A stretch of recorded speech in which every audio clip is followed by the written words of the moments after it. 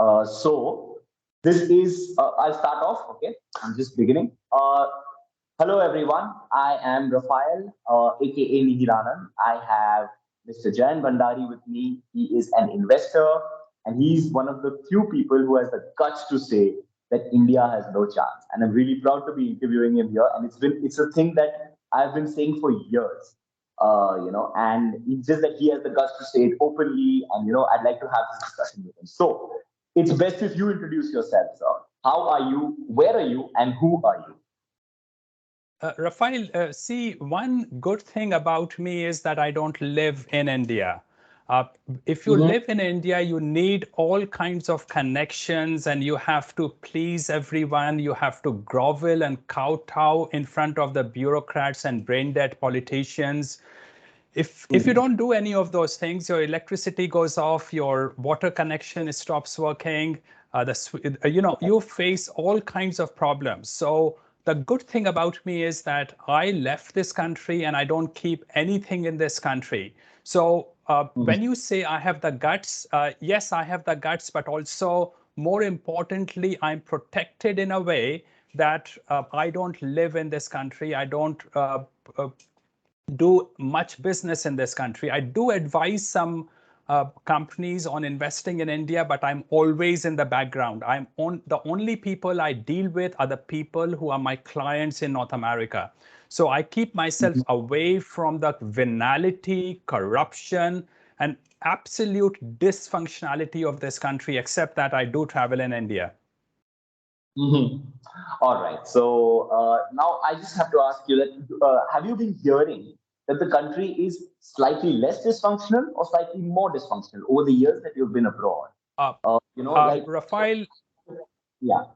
Rafael, I have surprisingly, for one reason, been in contact with bureaucrats and politicians in the country for the last 8 months. And I tell you that India is far, far, far worse than I thought it was when I left India in 2003. India is Mhm. getting not just increasingly dysfunctional, but at this time, it is getting dysfunctional very rapidly at an increasing pace. India is literally falling apart in front of your eyes. What you meet in the institutions today are completely brain dead people. Now, corruption was bad enough, but now you have brain dead people. And sometimes when I'm in front of them, I wonder if I'm talking with a monkey or if I'm talking with a human being. So that's the kind of changes that have happened institutionally in the country today. That is fair. That is very, very true. Now, walk me through the life. Okay, let's talk about a Punjabi farmer. Right? He cannot get to Canada or America legally. He has to go through the long route. It takes about 6 months to go via container. He is going through the jungles of Mexico. But what's interesting is he has 25 lakhs to spend to go through the illegal route. Okay? And then he goes there, becomes a waiter, lives in a basement, okay, lives a horrible life, essentially like slave labor. Can you explain to me what is so bad, about India? And that the guy who has 25 lakhs in a village is willing to still run away, go into debt, risk never reaching America. Can you explain to me this mindset? Well, I would rather, Rafael, live in a basement in Canada than be a billionaire in India. Okay. Right, I would rather be a sweeper in Canada than be a higher status manager in India. You right. are a slave in the hellhole of India. You have no private life and you are constantly firefighting and you are constantly stressed. I would rather have the peace of mind as a sweeper in Canada because I know that even as a sweeper, I'm respected as an individual. The police True. cannot stop me and beat me up and take me to the police station in Canada. They have to deal with me respectfully, irrespective of who I am. If you end up going Right. to the police station in India, the first question they will ask you, irrespective of where you are, even in the best part of the country, which is Bombay or perhaps Surat, the first question they Right. will ask you is, who are you? what do you do? And basically, they want to figure out what your connections Yeah. are. Okay. Correct. Now, Yes. India is one of the most stressed society on the planet. Mhm. People That is true. are sick in this country. They constantly eat comfort food. My American friend who is currently in India tells me that everything Indian eats are snacky. It's Okay. Indians only eat snacks, nothing else. The nothing works in this country. When you come to India for a slightly longer time, you realize that your all day is spent not producing wealth, not being productive, but firefighting, getting things right, getting your address changed in the banking system, or making sure something this thing goes right, and this person promised to come and didn't come, those kind of things. So I can Mhm. fully understand why a Punjabi, entrepreneurial Punjabi and an entrepreneurial Gujarati wants to spend 25 lakh rupees to risk his life to go to Canada. Now, at one point of time, Rafael, I would have sold my kidney to go to the UK, to go to the West. I was that desperate. But here is the issue.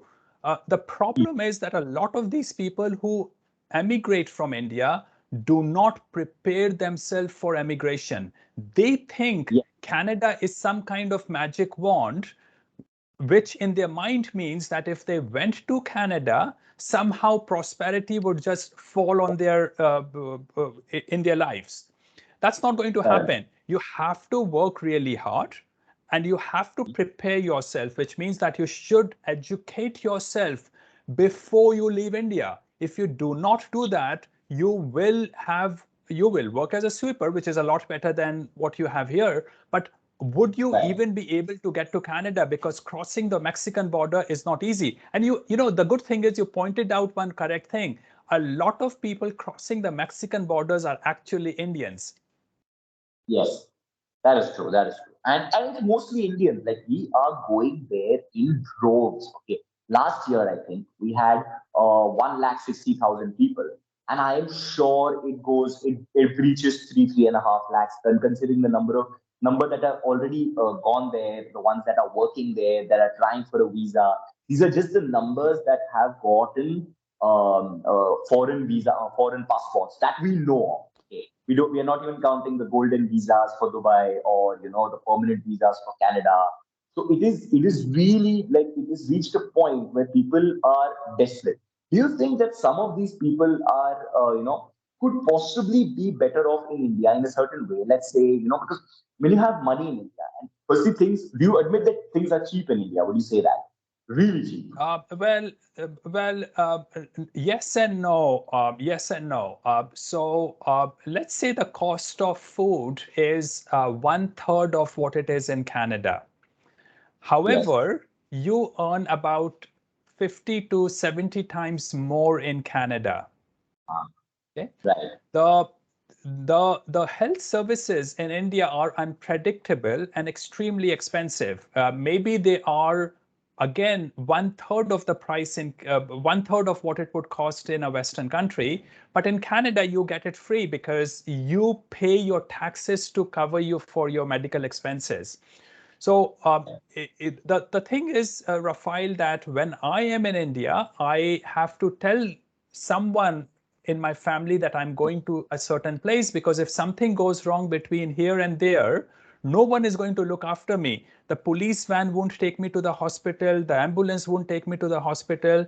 In Canada or the US, or for that matter, in any Western country, or even in China, actually, if you have a problem, there is an ambulance within 3 minutes to take you to the hospital.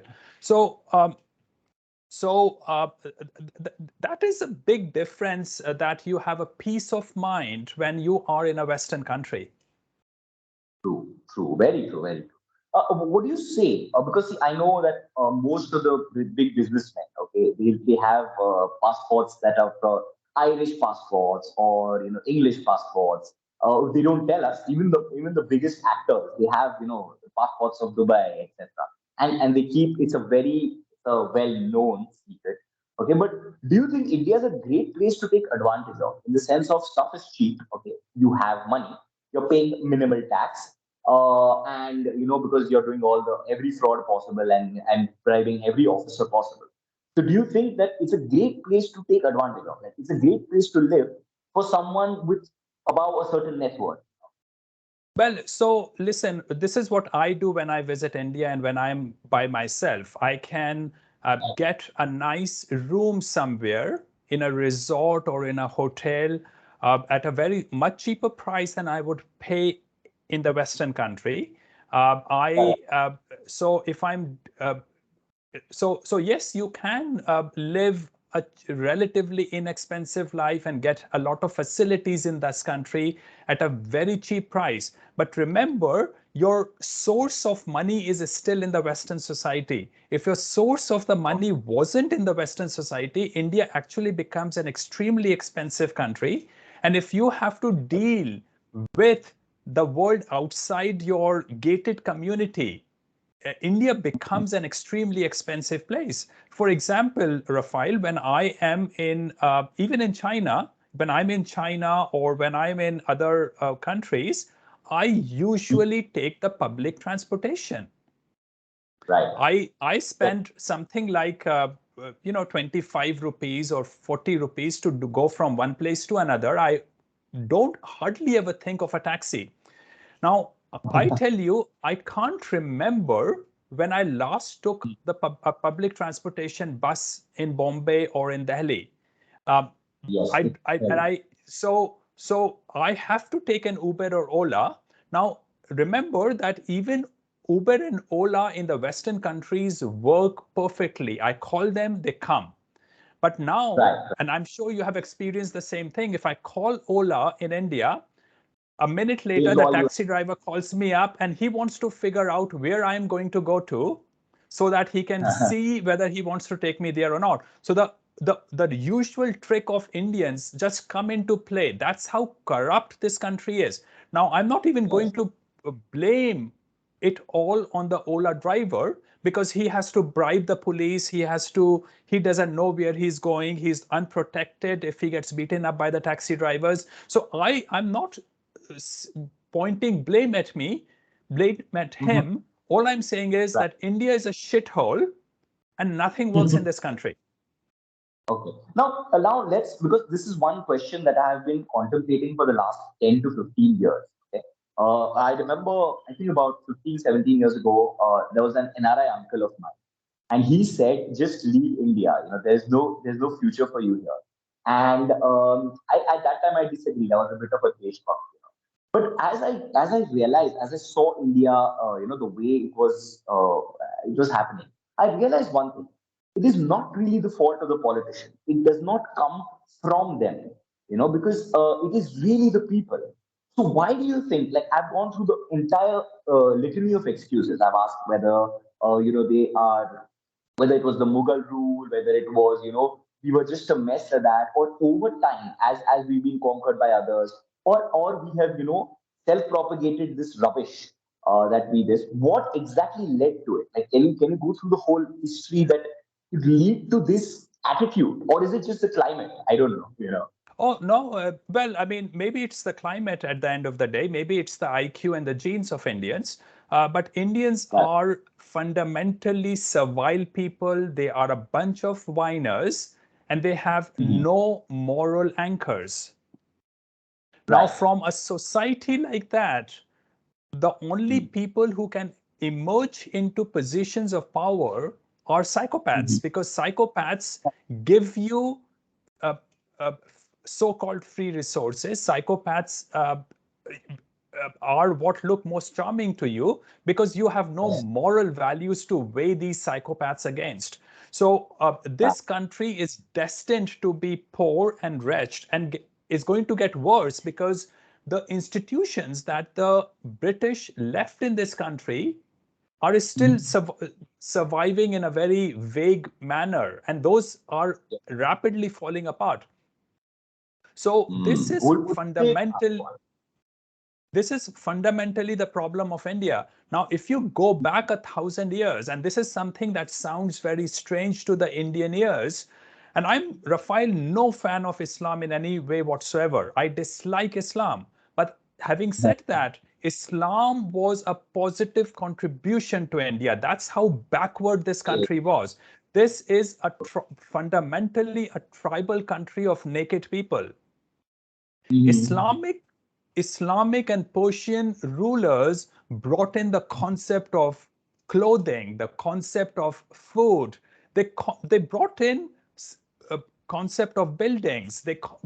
So uh, Islamic rulers were an improvement, but again, because of the indoctrination and propaganda we hear, we are so indoctrinated that we think that Mughal rulers were a negative for Right. India. But that's not correct. Indian rulers were much more exploitative, and that is exactly the reason why most Indians did not really care who ruled them, Mm-hmm. because Indian rulers were exploitative. Now, that does not mean Islam was a great religion or the Islamic rulers were good. It only meant that on a relative basis, they were better. And then Right. about 300, 400 years back, suddenly a lot improved suddenly for India. And those were uh, European colonizers and Christian Right. missionaries. Christian Yes. missionaries tried. Now, again, I am an atheist. I have all I'm doing is comparing relatively what India was and on all in what India became. Now, you are much younger than me, Rafael, but when I was studying in a school, absolutely everyone wanted to go to a missionary school. Missionaries Yeah. set up the backbone of the Indian schooling system. Even True, true. today, the Roman Catholics provide the Hmm. basic backbone of the Indian schooling system. It was a sign of status to go to a missionary school. Now, Absolutely, it's still today because the way they teach, you see, the way they even just English, or even just the attitude, the elite attitude that they give is of a different class. Like it's not even about English. It's just a thought process, which is completely different, and which Indians refuse to, they refuse to adapt. Why would you say that? Like, why do Indians just refuse to adapt a basic materialistic. I mean, if you see the Western thought process, it is materialistic, fair enough. But then the point is, you cannot run after materialism with a certain kind of thought process. So we are neither on the side of material, nor truly on the side of spirituality. Okay, although we think we are very spiritual, we are somewhere in the middle. Where exactly are we? well, I think I disagree with you. I think Indians are among the least spiritual people I have seen on the planet.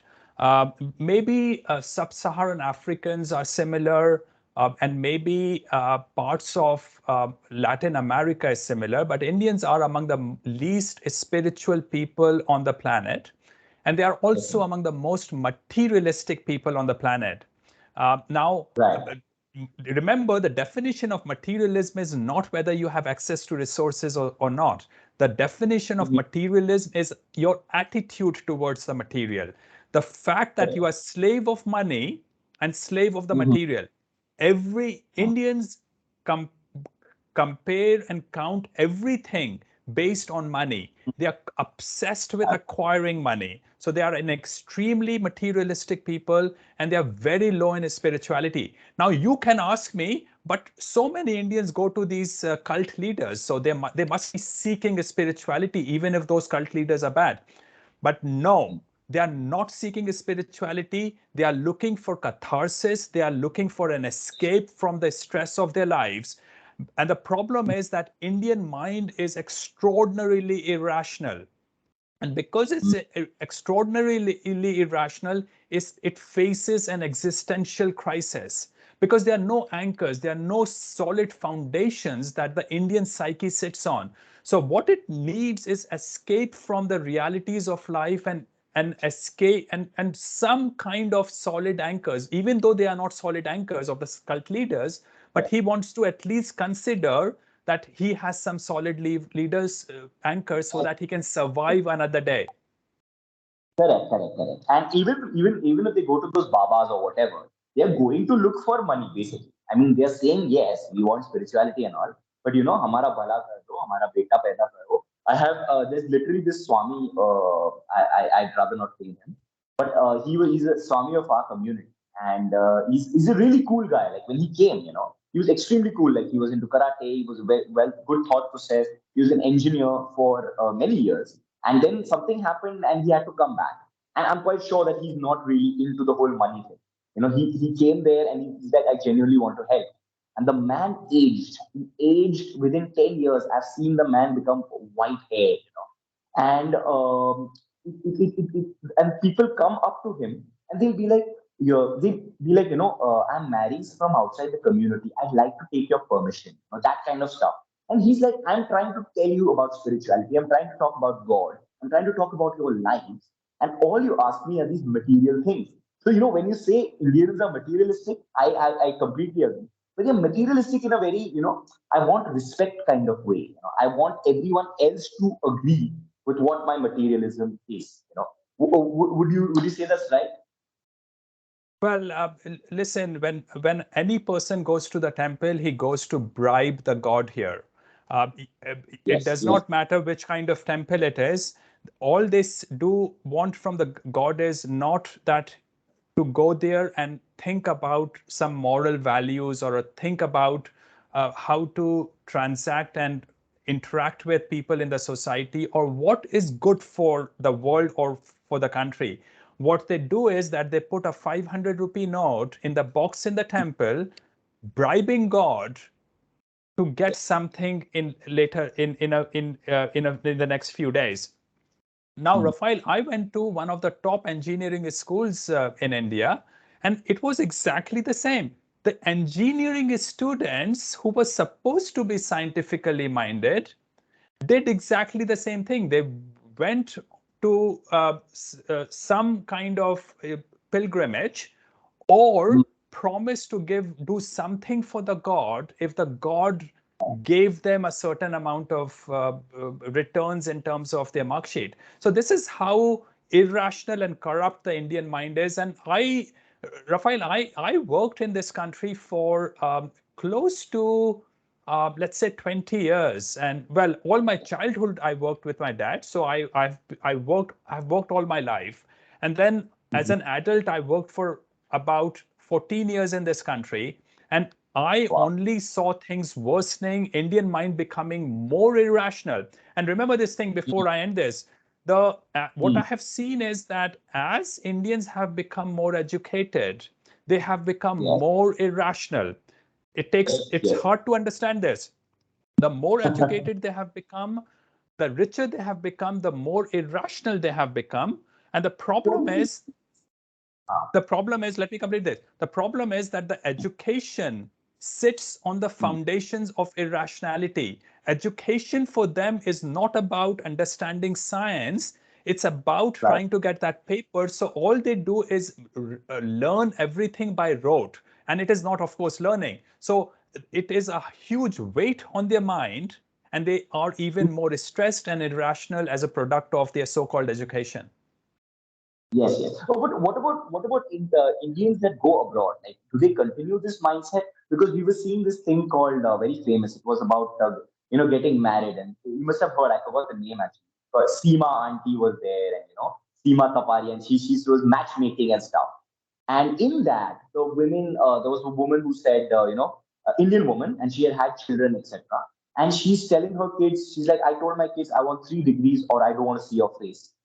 So that thing has continued. That's one issue. The second one is that we have started caste issues in the United States. There was the first caste case. So how does this continue, and do you think this goes from generation to generation in So, abroad, like with the different so thought process? Rafael, I spend a lot of time in the Silicon Valley, and the apartment building that I live in, I spend my time in, has a Punjabi group, has a Malayali group, and there's a Tamil group.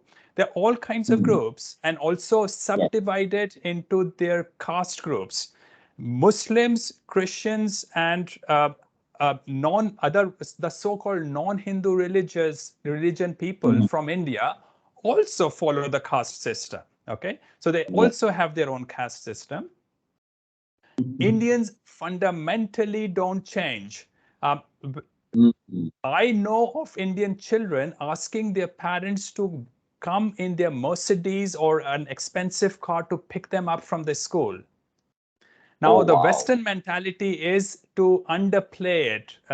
More likely Mhm. than not, parents will go in a cheap car not to stand Mhm. out in front of other people because they want their Oh, kids to socialize, to fit in a nice sense, socially. But yes. Indians think in terms of a pecking order. Two Indians, when they meet, they are always Mhm. trying to compare within seconds. Every single interaction is whether I should address you as a sir or you should address me as a sir. So that's right away that happens in this country. Um, That is uh, brilliant.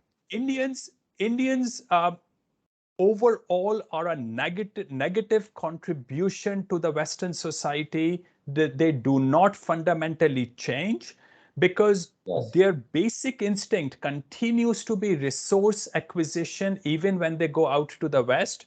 They are Yes. not interested in ideas, they are not interested in philosophy, they are only interested in resources and status. And that is what is acts like termite destroying the culture of the Western society. Correct. So do you? So how do you think? Walk me through this. Like now, Indians are going to go in droves there, okay? And as Canada empties out, as people have fewer children, they are going to go even more, and even more people are going to get permanent visas. And we already, I just saw a list of the top 11 criminals in Canada. Nine are Indians. Well, I mean, of course, if you take the riffraff from Punjab, it's going to happen. So, walk me through how they are going to destroy society because it is going to happen. Like I feel the sun is setting on the west in some way, and I could partially blame it on Indians for sure. How do you think the whole collapse is going to happen socially, not economically? Well, firstly, so let's look at Surrey, an area south of Vancouver, where I spent a fair bit of my time in Vancouver, and there's a town called Surrey. It's among the most Mhm. crime-prone places in Canada. Um, Yes. they are in schools. You have to be a part of a gang there. So Oh, really? yeah, you have to be a part of gang, otherwise no one will protect you. No girl Mm. will show an interest in you because girls are interested in crooks. That is what the Mm. basic instinct of Indian women are. They are not interested in men with moral values. They are interested in men who are strong and who can, uh, you know, Protect them. instinctively protect them. So Right. the problem is that it's a vicious cycle for Indians because Indians do not have moral anchors. Starts from Mm. schools. Now, when a crime Yes. happens in Surrey, no one comes Mm. out as witness. Right. So there are honor killings. Police will keep searching for it, but no one will come out to provide evidence. Now, in the Western Wow. society, the Europeans will actually come out as witnesses if they witness a crime, or at least Yes. they are more likely to come out as witnesses.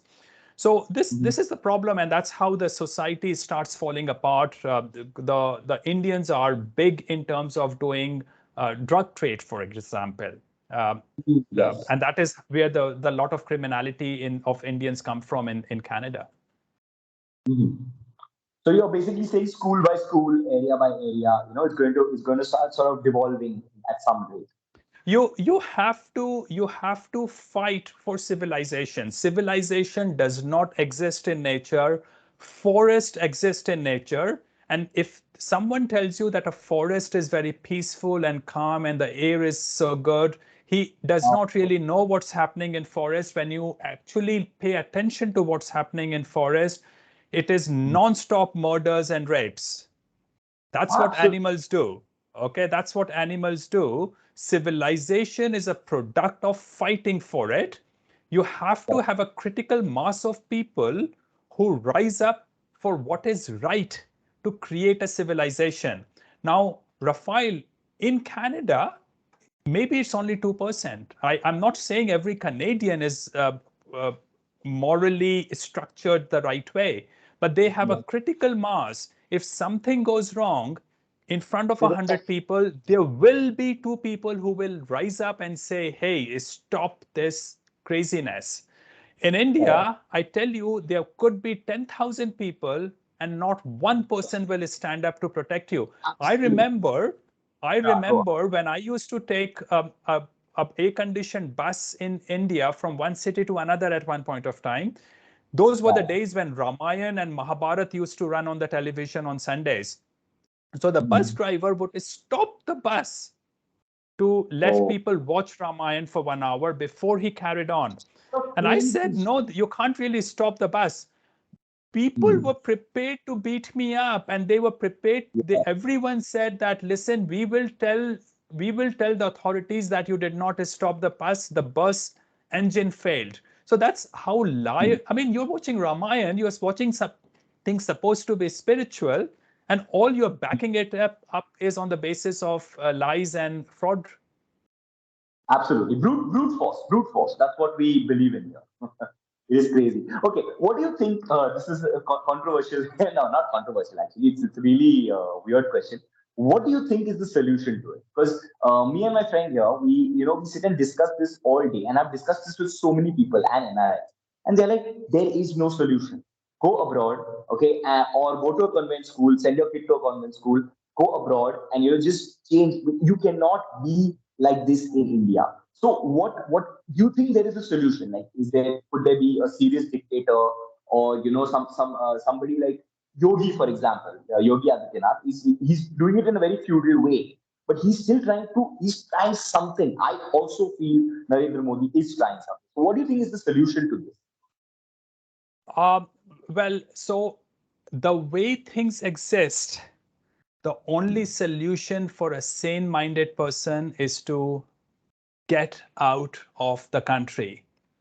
You could Mhm. go to even Malaysia or Thailand is an improvement on India. Even Sri Lanka is a massive improvement on India. If I were living in India, I would move to many of the countries without a thought compared to Right. what happens in India.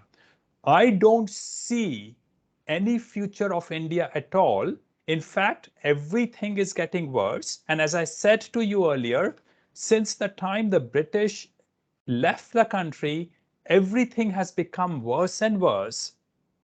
Yes. And now we have a prime minister. That's the reason. Now we Even have a people. prime minister. Now we have a prime minister who was born after the British had left. So we have Yeah. sudden break from the past that the British provided to us. And now we have this all false propaganda about what the British were like today. But talk to an older person in Mumbai, for example, an older person in Delhi, and that person will tell you how much respectful the British were towards the citizens. They were extraordinarily honest in how they dealt with Indians. Now, True. given True. that the British have No. left and there were about 30,000 British ruling this country at any point of time. What India ideally needs is about 30,000 to 100,000 best people from around the world to come and occupy the top positions of power in this country. Now, there's nothing wrong about it. Dubai does it, Hong Kong does it, uh, Singapore does it. Bring the top people, bring a prime minister, pay him $20 million a salary a year. Bring a good guy to run this country, not a brain dead, uneducated junkie who is full of envy and hatred. But that is not going to happen, That Rafael. matters. There's For no. even Modi, no, we'll talk about that guy. So even Modi, for example, right? I mean, he's got the country, right? But even he is aging like nobody's business, And I feel he's aging because even though let's assume that he has a vision for India. Let's say he wants to make the roads better, or he wants to do something, anything you do, somebody's stopping you. And at being that guy at that level where everybody listens to you, or we think everybody listens to you, even he's aging, like I don't know, he must have aged like 20 years in this whole thing.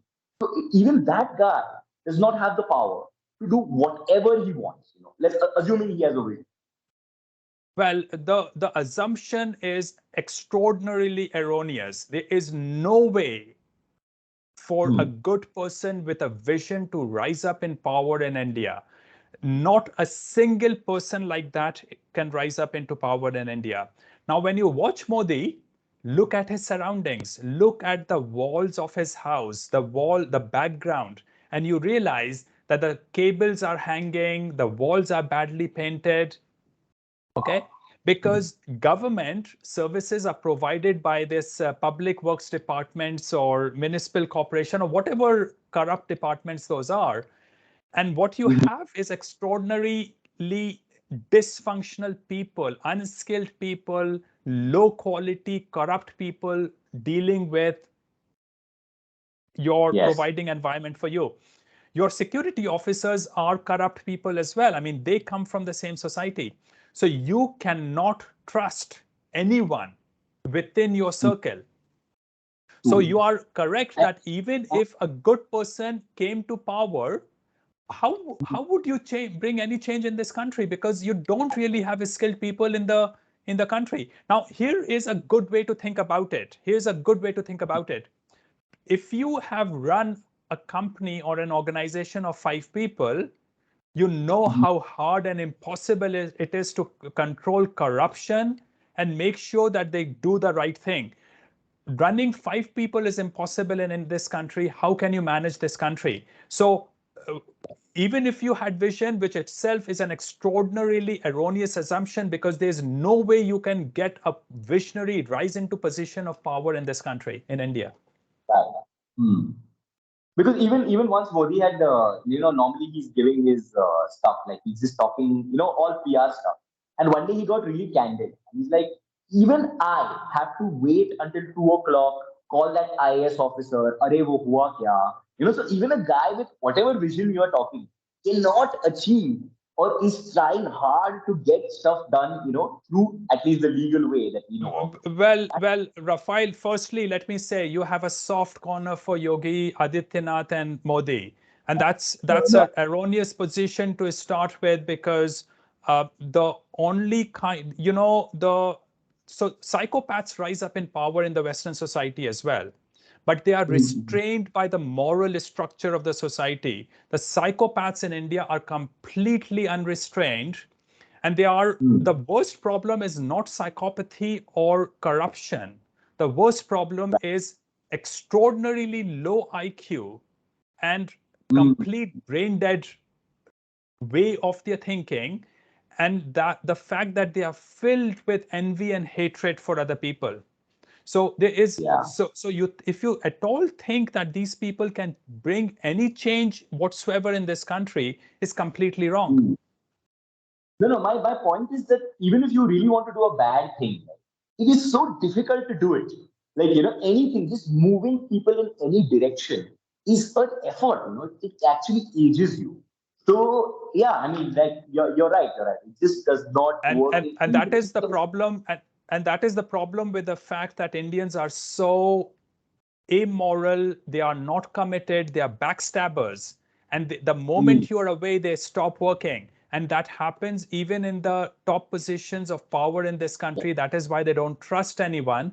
The only way the prime minister can secure himself is by blocking the roads and having 5,000 policemen standing to guard him, because he can't oh, even trust his policemen, so he has to keep everyone away to protect himself.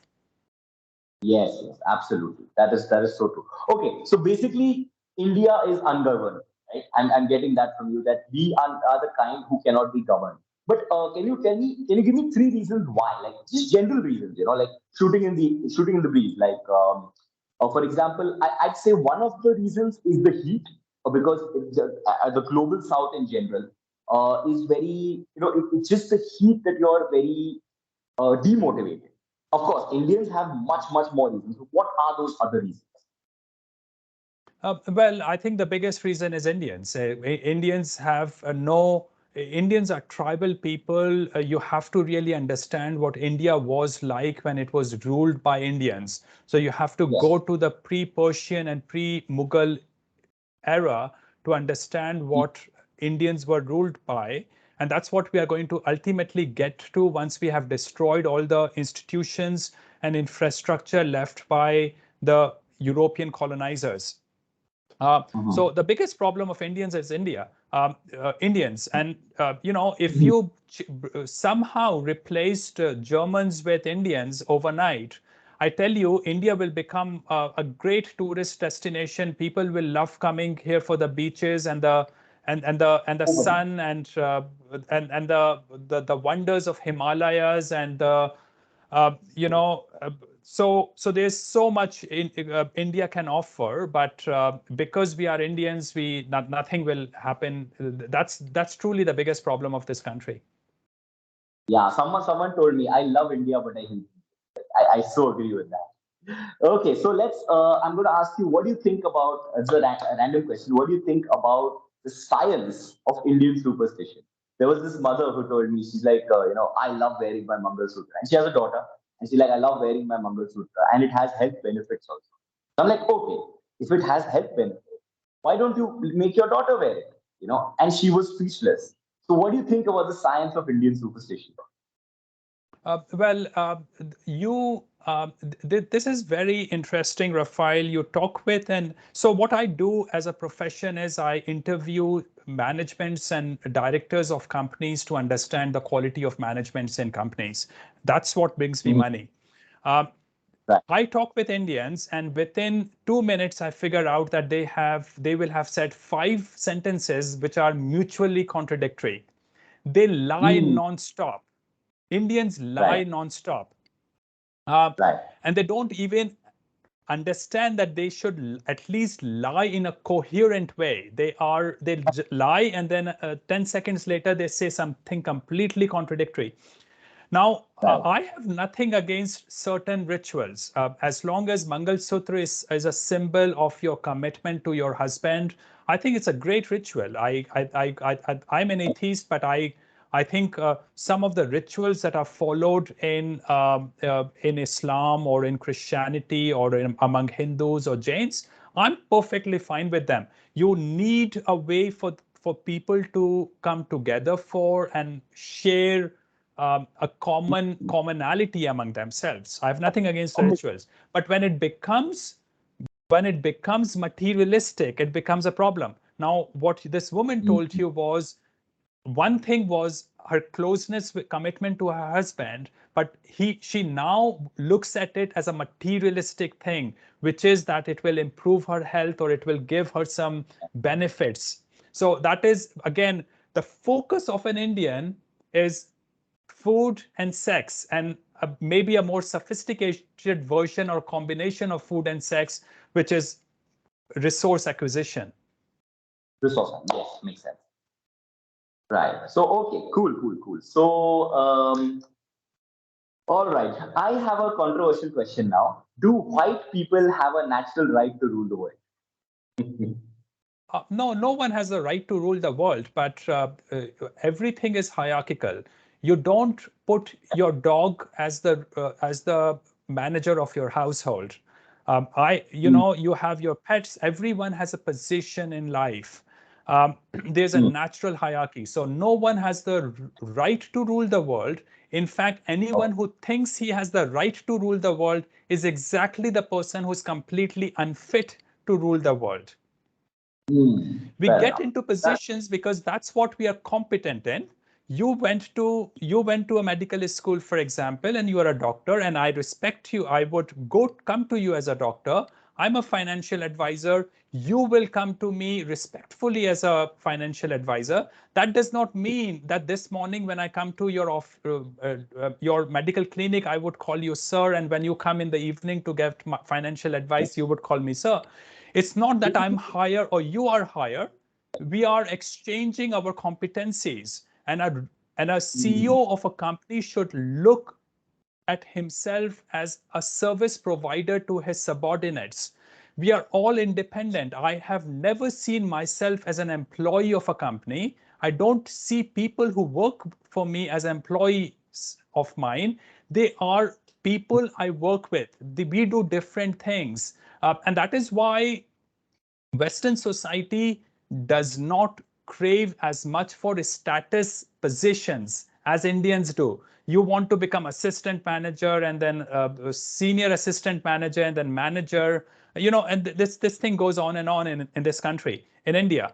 Whereas Western society are uh, the hierarchy is natural, it's organic, which means if you have more competencies, people will respect you for your competencies. So no, white people have no right to rule the world. You don't have the right to rule the world, but they are natural people who I should bring in to run my Mm. administration because they are competent.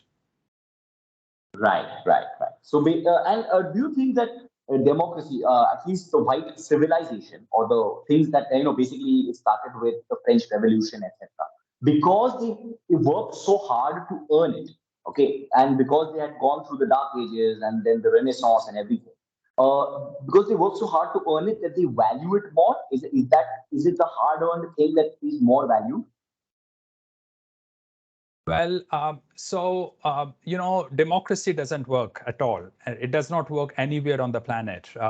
Democracy is like termite that eats away the innards of the society. Democracy Uh, is fundamentally anti-meritocratic. The masses are least competent to decide who should run the society, and it is the masses who decide who runs the society in a democratic country. As a result, you get Kamala Harris and Justin Trudeau or Joe Biden as rulers in the West today. So democracy unnaturally brings down the quality of institutions. So democracy doesn't work. Um, my view is that the Western society had seen its peak about 100 or 150 years back. The Western society has been on a downward trend for the last 100, 150 years, and it is gaining pace, going down very rapidly today because this new concept, a whole new emergence of what is now called wokeism has come into play in the Western society. And the wokeism is all about this diversity, virtue signaling, um, uh, giving positions to blacks and women and people of color. They're obsessed with things which are anti-meritocratic. I have nothing against blacks or women. I just want to interact with people based on their merit, not based on the color of his skin or yeah. the nature of the genitals that they have. Yes, that is true. That's true. So basically, they are going the Indian way, where they are starting a new caste system based on wokeism. Would you say that? Well, that is why I actually say that wokeism is nothing new. Wokeism is importing or import of third world culture in the Western society. And the third world culture is just low class culture, and low class culture becomes emergent when you have democracy. So the low class part of the Western society is now ruling the Western society institutions. They are the people who run the entertainment industry, and we Mm. import in India import the low class aspect of the Western society into India. Uh, Western Right. society is Western not because of drinking culture or nudity culture.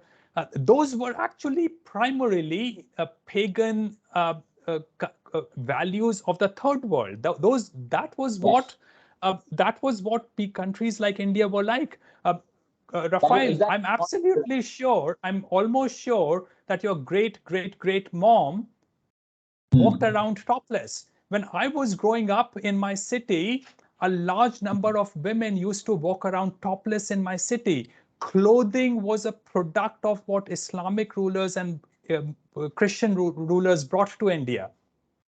So Right. India is now importing low class values of the Western society, thinking that those are Western values, but they are actually just originally Pagan tribal values. Indian values coming back to India, and we are absorbing them fast because we are instinctively inclined to accept and absorb low class values. Right. Right. Very interesting. Very interesting. Okay, I'm going to ask you one last question. What is your opinion on the Mahabharata? Because the Mahabharata is such a, even then, being an epic, etc., and being organized and reorganized and edited and re-edited, it is such a mess of emotions, such a mess of paganism, and yet we think that our past was glorious in some way, whereas Draupadi was disrobed in front of a open court, and I'm sure she was more than disrobed. So, what do you think of the Mahabharata? Okay, so Rafael, as a child, I probably read Mahabharata many, many times, and I lost interest in it about 20, 25 years back. So I don't remember all the connections and all the history, but I knew at one point of time all the relationship between all the goddesses, angels, everyone. But let's look at Mahabharata. Mhm. The fight was not about between the two sides. The fight was not about moral values. The people who sided with these two, Pandav and Kaurav, were not Right. siding with them based on who was correct. They sided with them based on who came to them first. Yes, Okay. that is Now, correct. in Mahabharata, what was it? The top of the eldest Pandav, he he gave Yeah, away his wife, for gambling in gambling. Now, what kind of moral values are those? And the fact that absolutely. we still continue those things tell us that we are an immoral society. You can go through Indian scriptures, and unfortunately, I have to say, and I'm more of a Hindu than any other religion, because you can be a Christian or a Muslim because you're surrounded by Hindu scriptures. You're culturally a Hindu as a result of it, or at least I am, or I Right. was. But what I see in Hindu scriptures is no moral anchoring, and they are supposed to be they are supposed to provide moral underpinnings to a growing child. So would I teach Mahabharata or Ramayana to my child? Absolutely not, Rafael, because that will confuse him morally. He will get morally contradictory and confusing messages subliminally. So you keep them away from Mahabharata and Ramayana. I mean, in Ramayana, Absolutely. Ram left his wife. Ram left his wife, and then if you really pay closer attention to Ramayana, you realize that, hey, Ravan was probably just a much nicer guy among the whole crowd. So More efficiently. this is yeah. Yeah, seriously, seriously. I totally agree with you.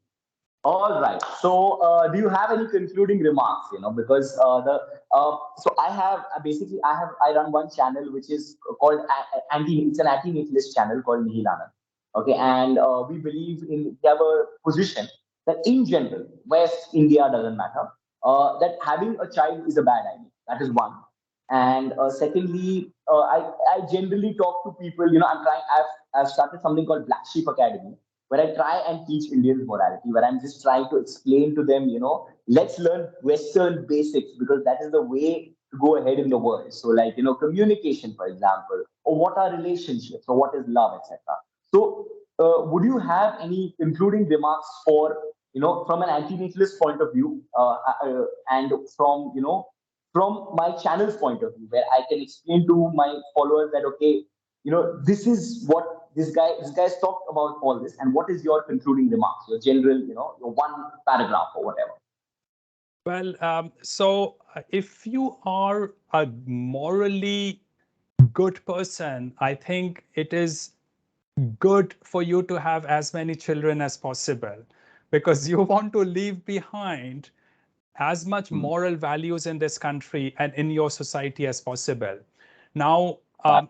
when if you want to train your students to become westernized or become modern in how we perceive these words, the way Right. is not to watch Hollywood movies or learn from how the low class in America lives, the promiscuous behavior, the drinking culture, the sluttiness of that is exist in the low class cultures of every society. You want Right. to absorb the moral values of the Western society, and that will actually be great for you in your career as well, in Hmm. your material acquisitions. You realize that when you have the right moral values, money actually comes to you. Now there's a limitation on how good money is, how much good money can do for you. But money comes to you when you have the right moral structure, and that is true even in India. Right. That's. I think that those are very good concluding remarks. I'm sure this will be controversial, and but yeah, that's what we are aiming for, and that's what you seem to be. That seems to be your riff, and that also is my thing because I've named this podcast Rudecast. So I think having the first this was with you was amazing because you are among the rudest people I know, and I'm a big fan. So thank you so much for your time, and really, it's really like it was really nice speaking with you and getting a different point of view that most people are just repeating Desh Bhakti. Even NRIs, are repeating Desh Bhakti, etc. So it's like it's so nice, it's refreshing to see someone, who says something like this so openly. So really, thank you for your time. Thank you very much.